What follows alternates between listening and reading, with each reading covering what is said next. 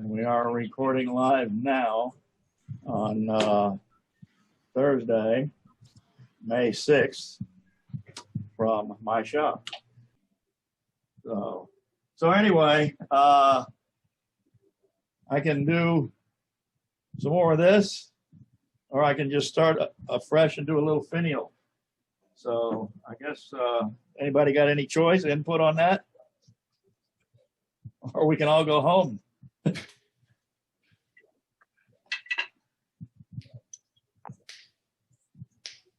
Okay, no input. All right. Well, I'm gonna do a little finial then. I've got a piece mounted up here between centers. See how that? Yeah, you can see that little piece of maple mounted up between centers, and we'll spin that up, make it round, and try and make a little fine finial. I see a lot of, for you guys, I know you guys that are on Facebook,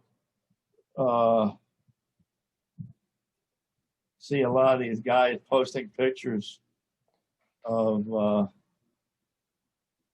these guys that make finials, and because I'm trying to be nice, I keep my mouth shut when they post these pictures of these finials that look like a damn tree growing out of the top of a little vessel. They're just like way out of proportion, super heavy.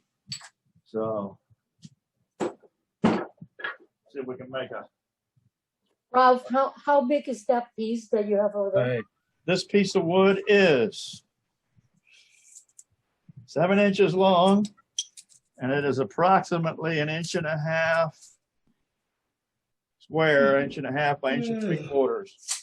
This is a piece of butcher block countertop that I took this, it started delaminating. These are strips that butcher block was made out of. Because you can see right there, those damn termites. I can't understand why I got them in the house. So maybe you should have a wood sale. A wood for free, maybe, huh? There you go. Well, you know what I got over here. Yep. You've been over here. I don't know. I mean, just for fun. I don't know if you'll be able to see it. I'm going to turn the other camera on. I'm going to turn that camera around 180 degrees, looking out the front door of my shop.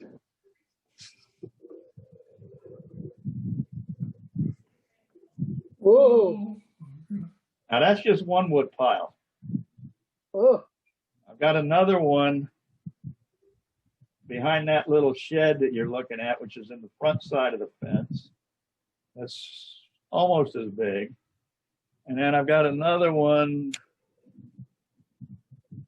over in that direction that you can't see.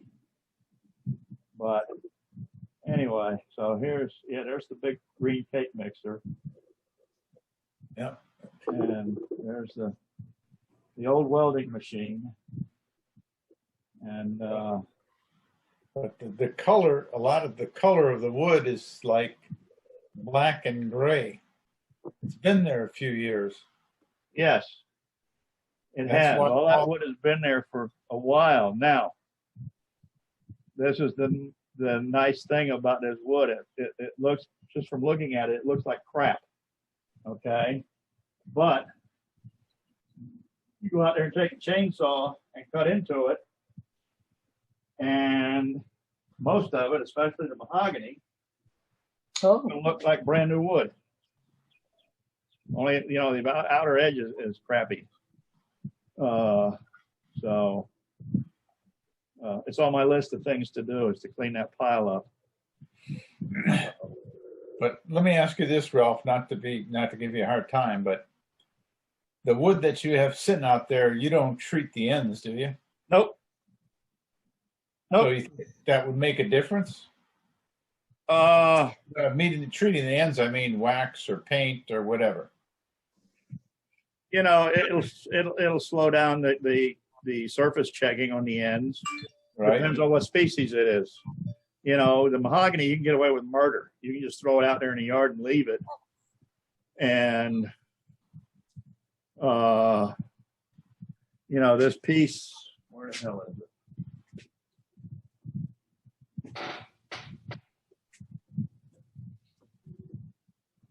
Well, you know, while you're getting it, I had a piece of mahogany that I went to get the other day. I was going to cut it up. It was like 12-inch diameter by 12 inches long. Right.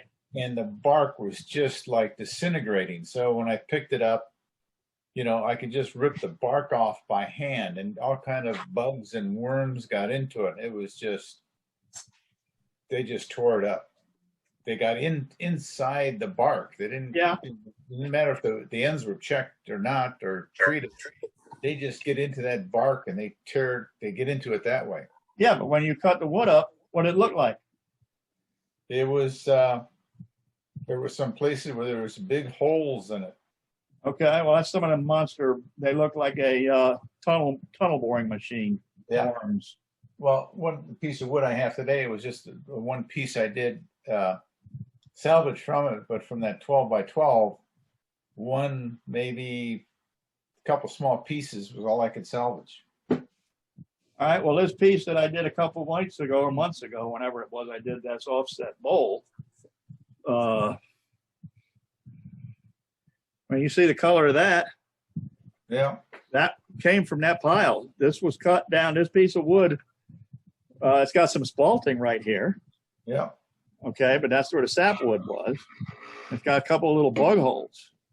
But other than that, you know, this is the color of the wood, you know, cut with no finish on it. And then all this has is some linseed oil on it, which gave it a little, you know, brought the red. But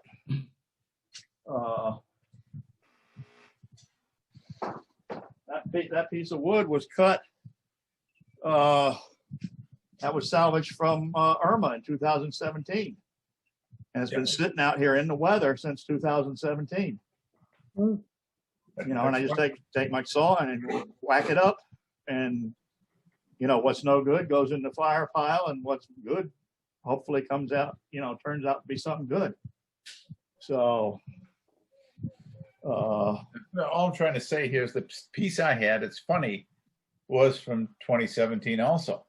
Right.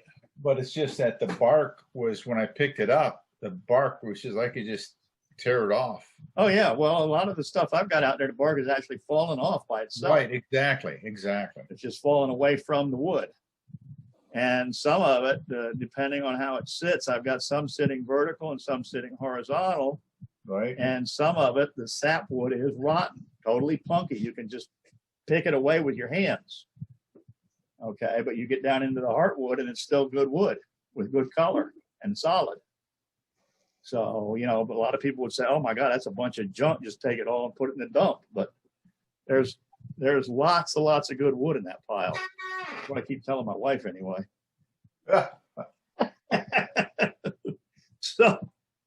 So anyway, let's spin this thing up a little bit, and let me go back to the overhead, see if that works any better for a minute. And we'll spin it up and see what we can make a skinny finial.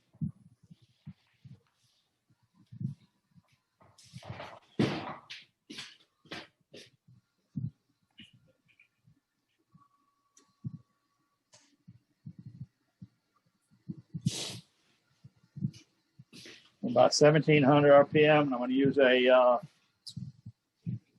3/4 spindle roughing gouge. Hopefully it's sharp.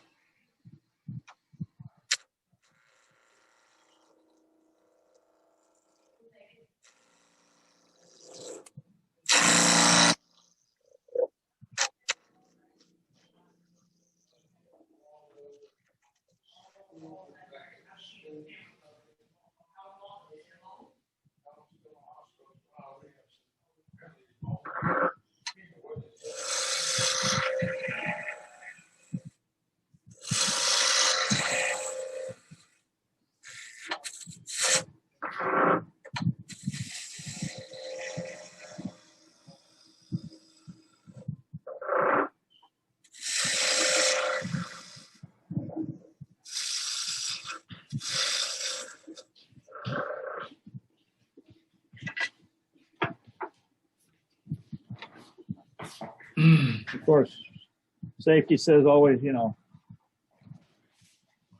shut your machine off when you're moving your tool around.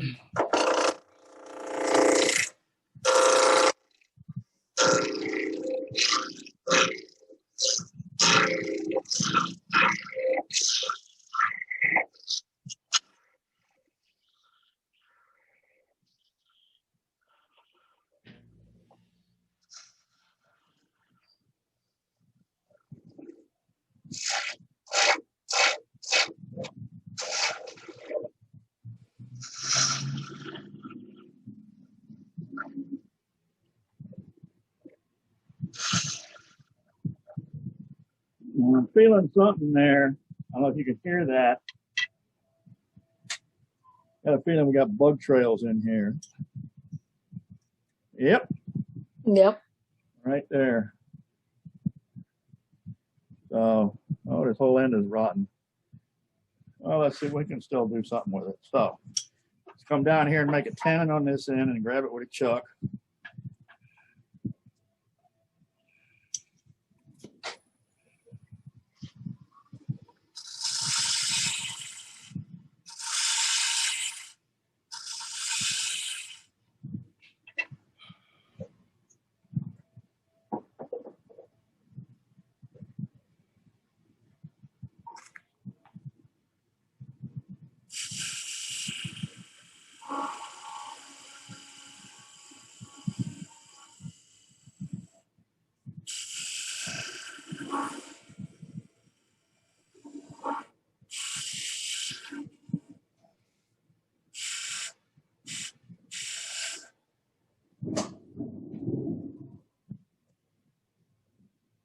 Now, obviously, that's too small to fit in this chuck that I've got on here, so I'm going to use my small chuck.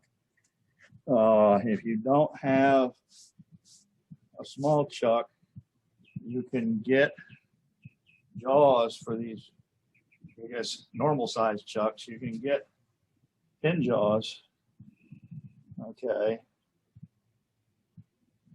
which you can grab smaller stuff. That's one way to do it. Another way, if you don't want to buy those jaws, would be to take a scrap piece of wood that will fit in the bigger jaws and go ahead and drill a mortise in it, drill a hole in here.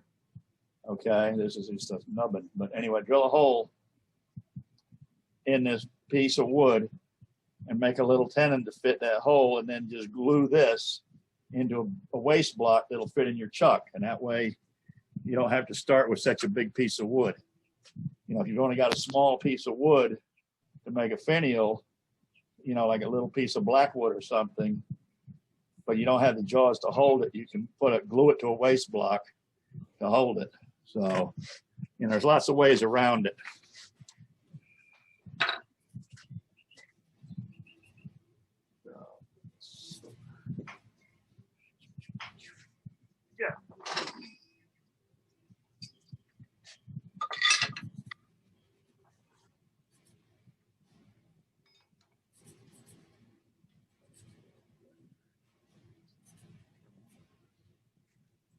Okay, there it is.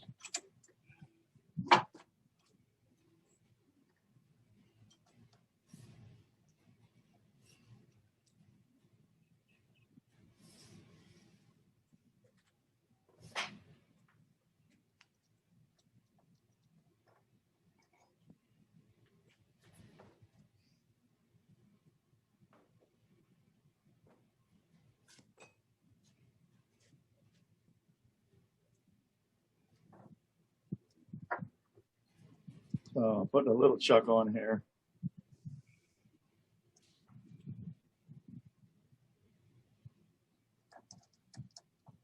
These are the ones I got from Craft Supply. They're, I guess, 2.5 inch diameter. Come with a direct 1/8 thread on them, and I think you get a bushing to reduce it down to a 3/4 16. And they come with about 4 different sets of jaws and a nice plastic box. They're quite handy for doing little stuff.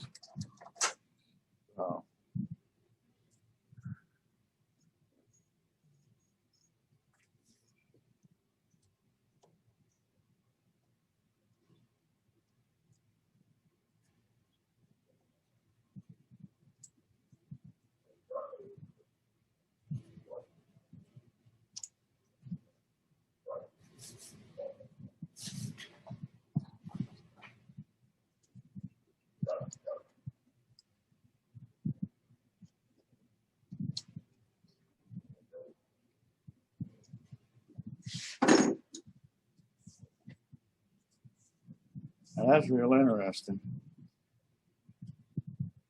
They're wiggling around like crazy. Oh, that's why.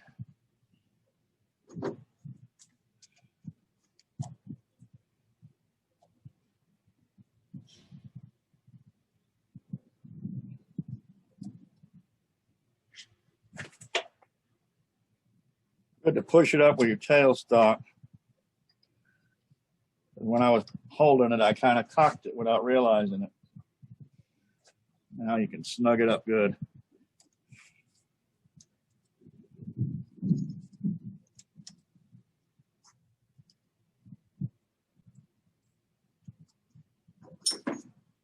Look much better running through now. So, bring this up. Get a lot of this waste wood out of here with the spindle roughing gouge still.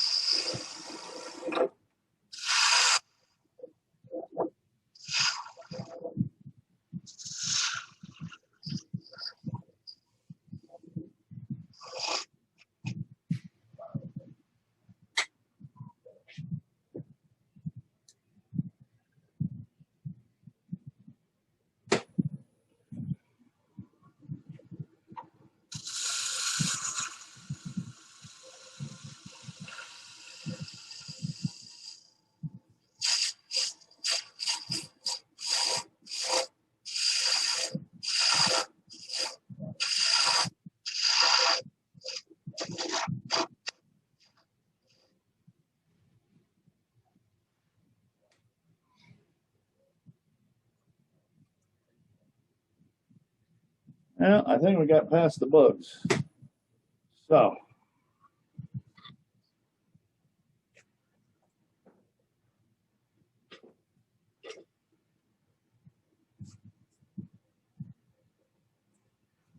I'm going to switch to a 1/2 inch spindle gouge, and I grind mine kind of pointy with a 40-degree bevel angle on it. And then I cut back the heel some. This one needs to be reworked to remove some more of this heel material. But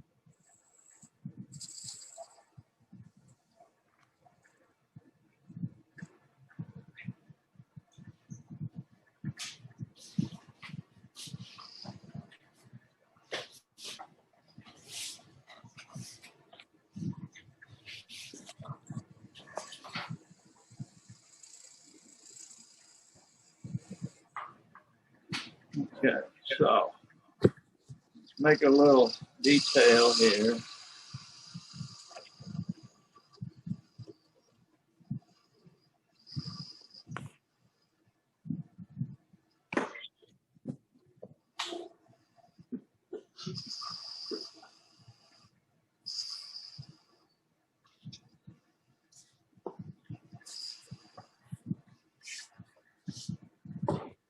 Let's refine this point.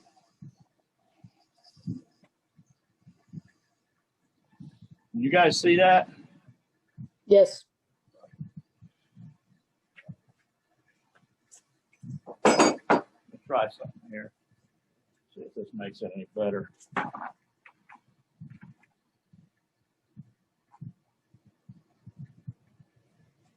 That makes the wood look washed out.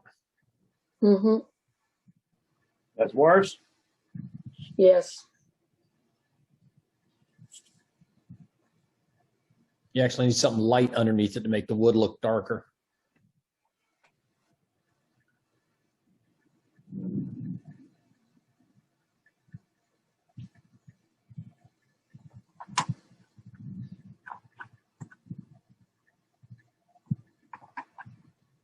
That work?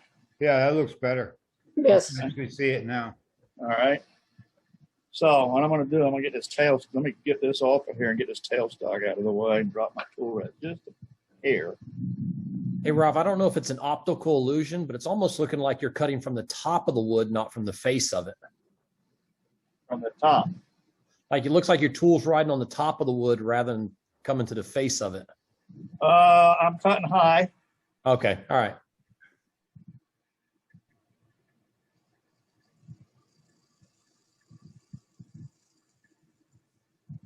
I'm just above center with the tool, with cutting.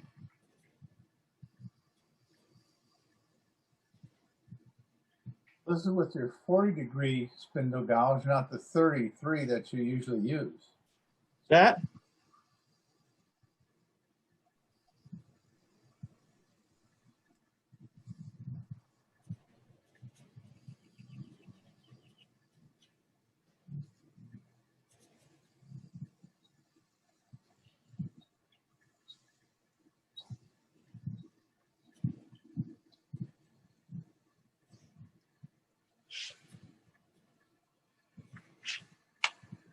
Ooh, looks like we're going to have a lightning show here tonight.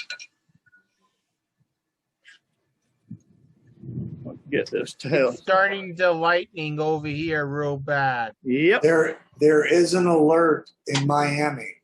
There is an alert in Kendall that so be careful out there. So You got some thunder here in Kendall and lightning. Yeah, it's raining, thunder. I'm going to stay inside.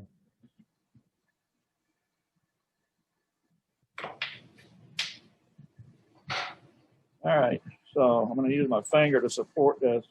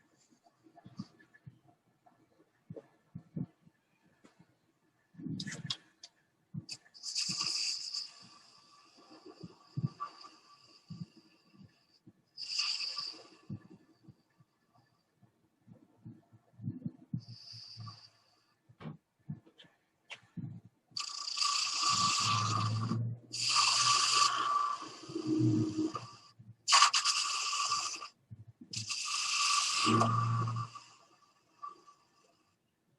going to speed this up a little bit.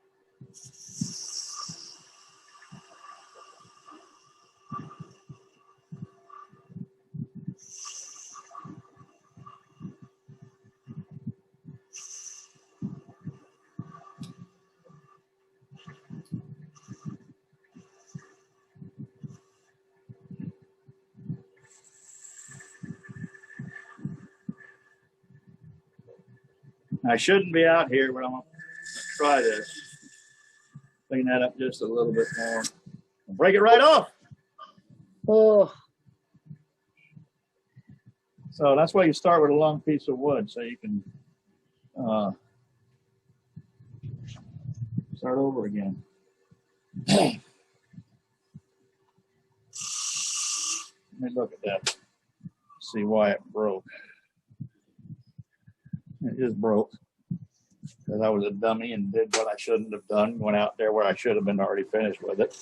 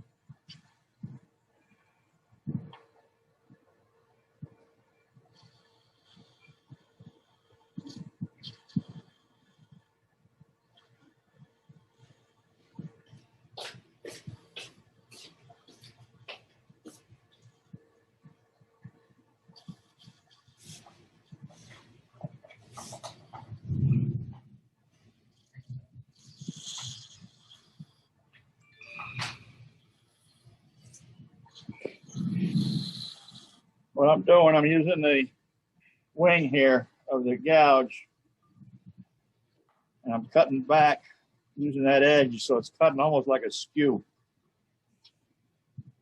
with support from your finger.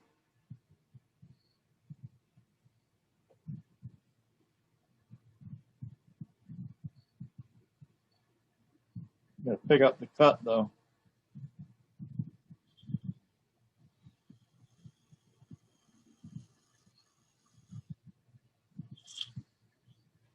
All right, that's skinny enough.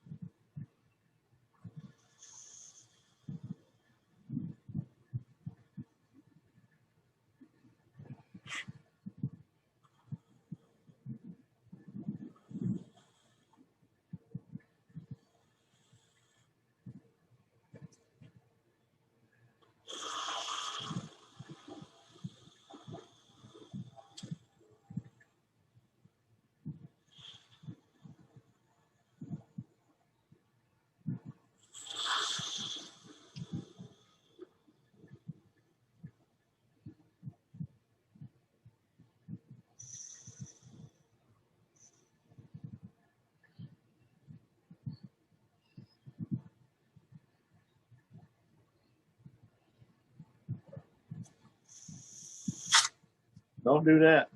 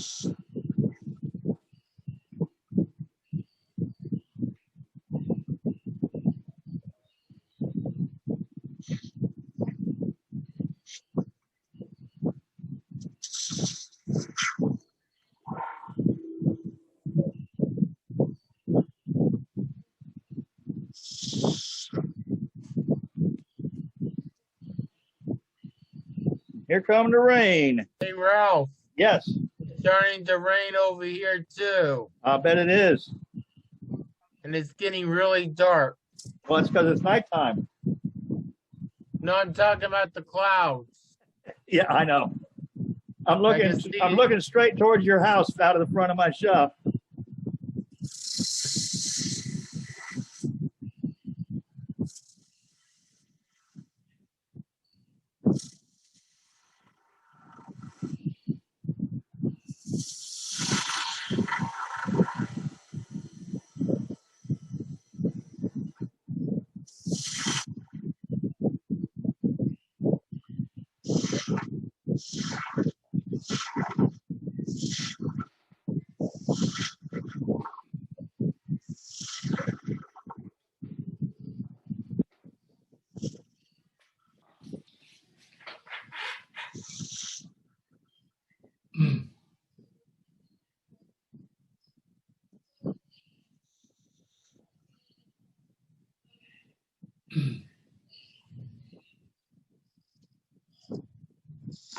Ralph, what speed are you turning?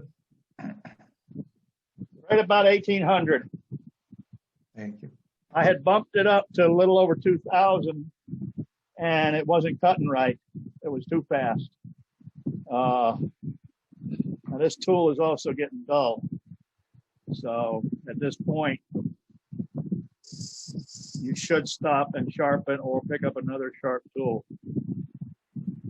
Once, you know, when you feel it starting to get dull, it's past the point of time to sharpen.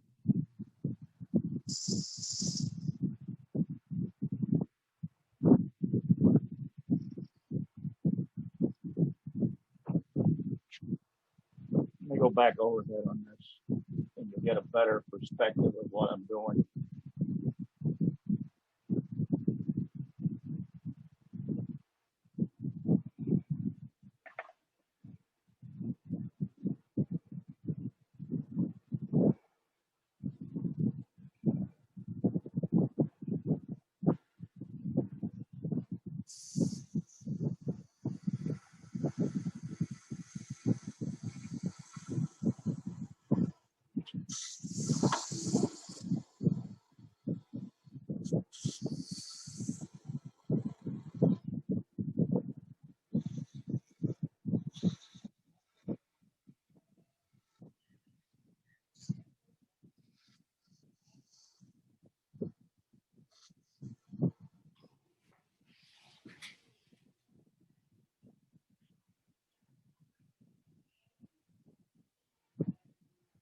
Okay, so at this point,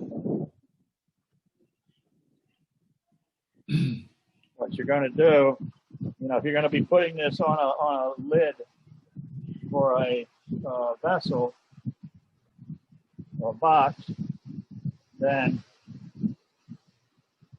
you need to, you know, make this bottom piece where it's going to blend in with the shape of your lid, and then put a tenon on the bottom of it, obviously to fit a hole that you're going to make in your lid.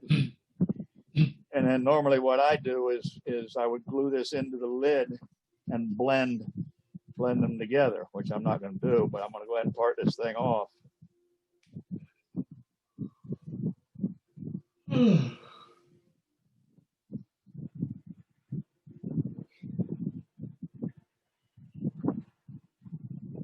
Put a little curve here.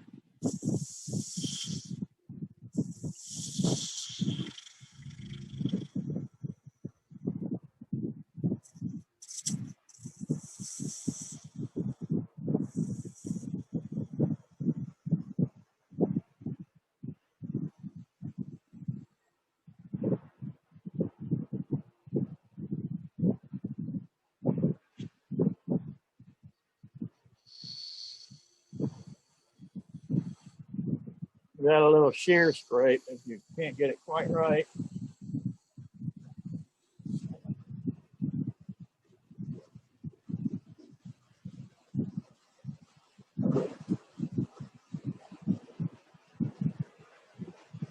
Now come in here. Okay, this is a homemade.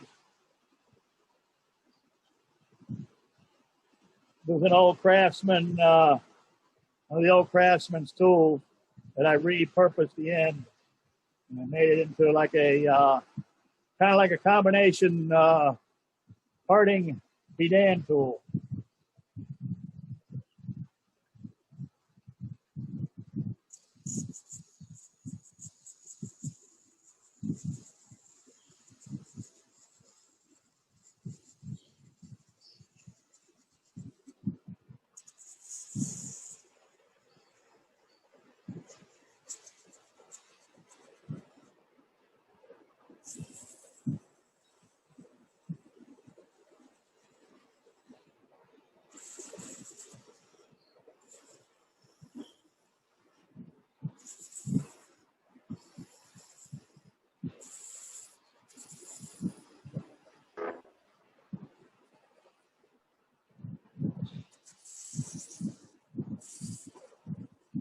So you want to make your tenon, whatever, you know, a lot of times what I'll do is I'll take a little open end wrench I use it as a gauge to make a tenon, 1/4 inch, 5/16, whatever I want to make. You can see that in there.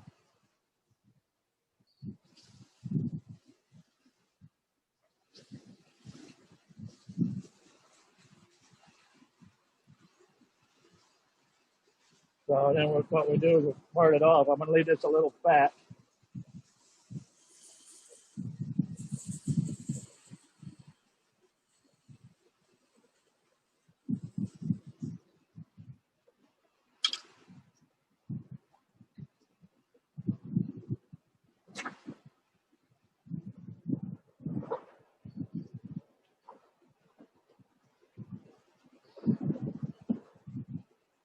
I'll take my other parting tool, my thin parting tool. This is 1/16 of an inch thick. I'll carefully get a hold of this, support it, and then I'll just part this off. And on this inside of this piece here, on the bottom of your piece where it sits against the lid, you want to slightly concave that, very slight, so that the outer edge hits the lid.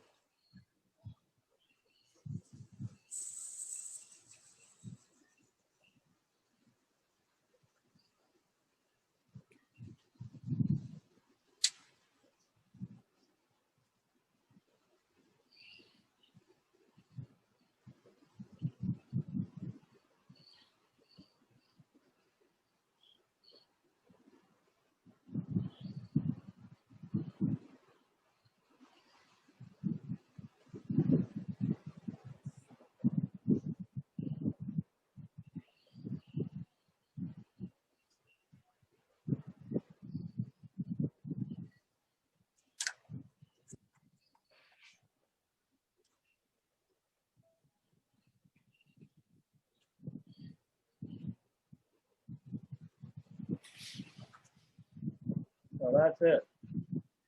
Obviously, you could make these, shorter.